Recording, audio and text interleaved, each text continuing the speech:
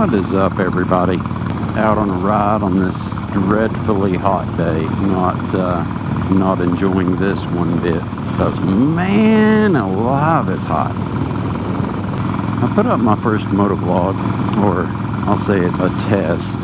Seemed to be alright. I think I've got 92 subscribers or something like that, which is really crazy. Just basically trying to figure out what you guys think of the mic setup, volume, the sound of the bike, stuff like that. Because I can change certain aspects of the sound. I basically just tried to do whatever I had to in order to be able to eliminate all the wind noise from everything that I'm doing.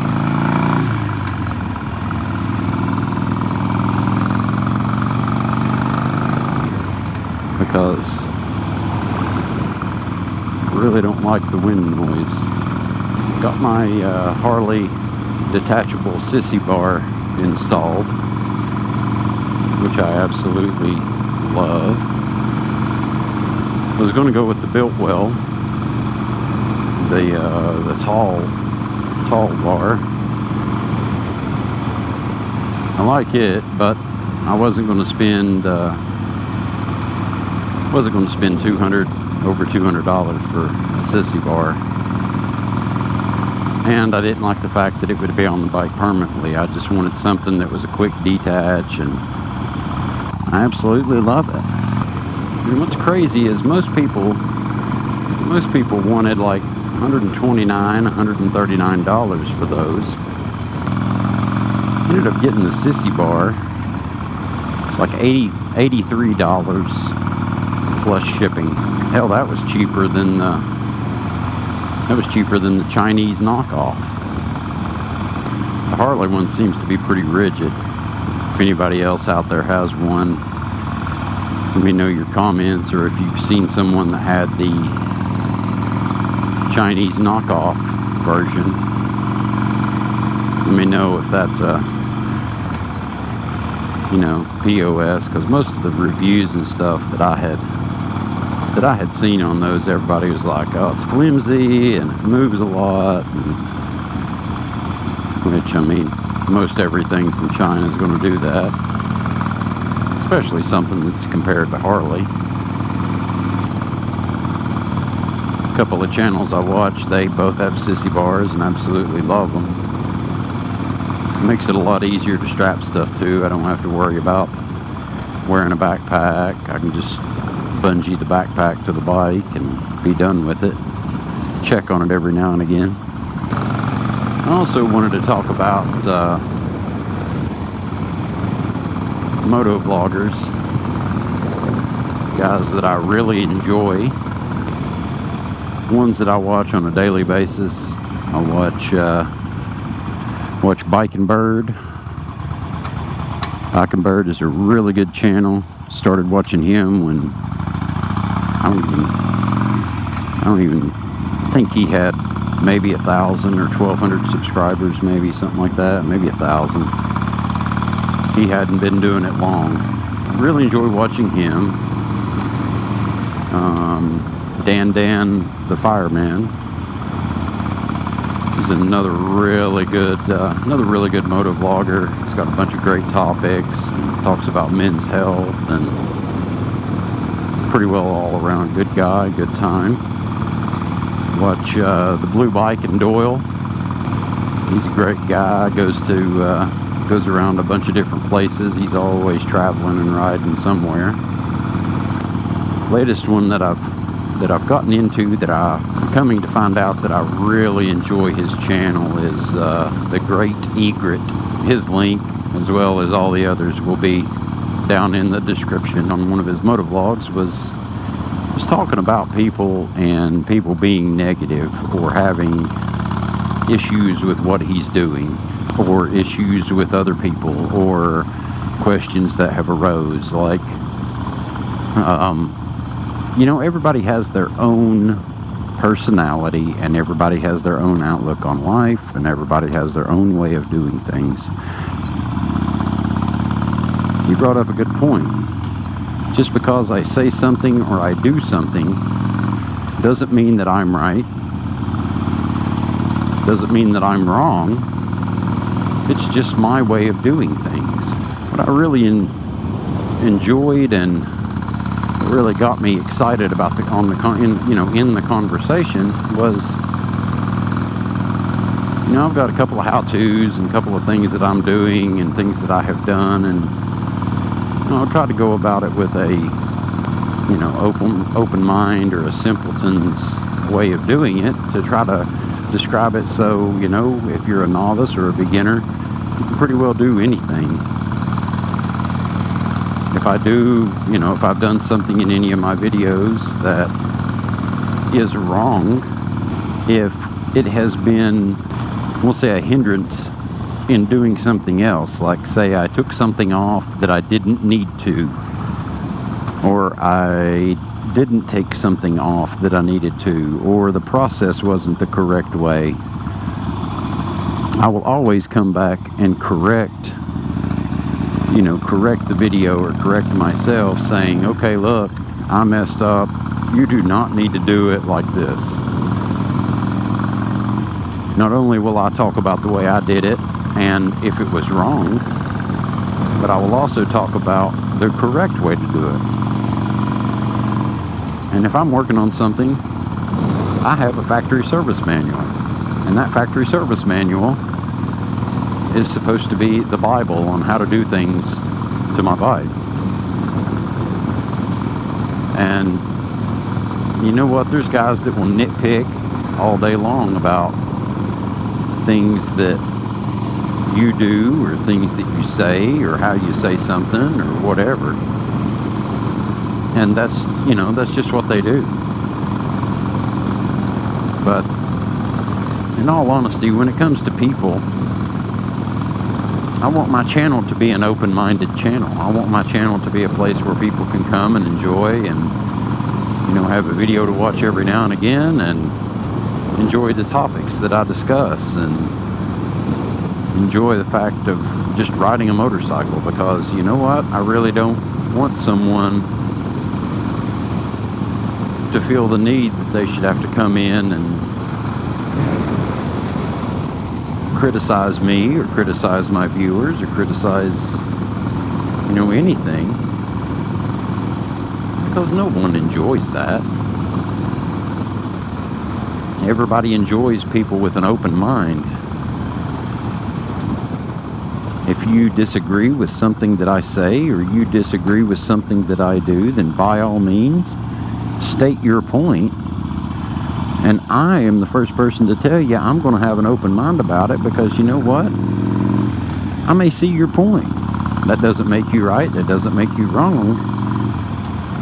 It's another opinion, or a way of viewing something.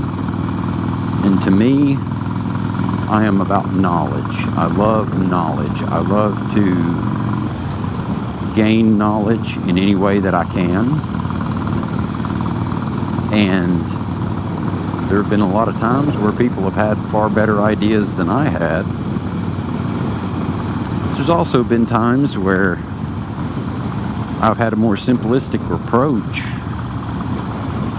on doing something that has worked out way better than the way that people normally do something. So you can't always go around thinking that your way is the right way, or my way is the wrong way. Look at things from a different perspective. Open your mind, and if you have a chance to learn something, then so be it. Joe, aka Great Egret, Joe, that was a great video. And if you guys get a chance, go out and check them out. I don't know if you're subscribed to their channel or not. Definitely check them out, because oh, and Tony Cox has a great channel too. He had a Sportster and ended up selling it. What's up, guy? Had a Sportster, ended up selling it and buying him a 2018 Softail Slim something like that. Awesome bike. He was having trouble with accessories, you know, finding accessories there for a minute, but you know, he's building the house and he's been doing other things home-wise, so he hasn't been making quite as many videos as he did, or as he once did. But all these guys that I have mentioned, they've all got good editing skills, and they're pretty good all-around dudes. So if you would, check them out. Anybody that I haven't mentioned in the video or mentioned in this vlog, I'll if I think of them later on, I'll add in another little simple clip or whatever. But anyway, till next time, go in here and see my wife at the Sola Salons, and I might even get a haircut. And I'm back. News. So anyway, while I was getting my hair cut, I did think of a couple of more people that I do watch.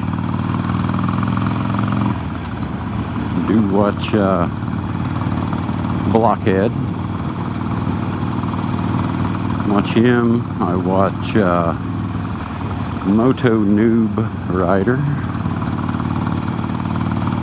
He's out of the UK. A couple of good guys. Good motovloggers. Most of the guys I've started watching, or I do watch anyway, most of them have. Most of the guys have a sporty, which, you know, that's really the reason I've started watching them, is because I've always tried to, was researching on YouTube, trying to find something about a Sportster or a modification or something like that, which is probably what in turn has brought you to the channel. But anyway, so yeah, those guys have always been, all those different motovloggers have been inspirational to me, just given the fact that, you know, they've inspired me to do moto vlogs and be able to sort of come out of my shell, I guess, because I've never really been the type to get behind a camera and film anything or do anything in that nature. But I don't know, come to find out, I actually enjoy doing it. So I've ridden motorcycles my whole life. Ever since I was a little kid, I had everything from a little lawnmower powered scooter back in the day, little mini bike kit. Had one of those. I've had, moved up from that, moved up to a little Honda 50, the one with the really fat tires. Little mini bike, but absolutely loved that bike. But I've ridden street and trails and had dirt bikes and really enjoyed street bikes, sport bikes, whatever you want to call them. So I'd say I probably have maybe, let's see, sort of an old man. I've probably got a good 30 years on and off riding. A lot of different experiences and lessons learned and people met. And what brought me to my Sportster was a old buddy of mine had always recommended me get one. And of course, the old adage from every guy who rides a sport bike with a group of Harleys, I sort of got played around with, joked with about riding on a rice rocket. But it's just one of those things where it's like, I used to always tell him that there was never enough oil dry for a Harley. But anyway, come to find out,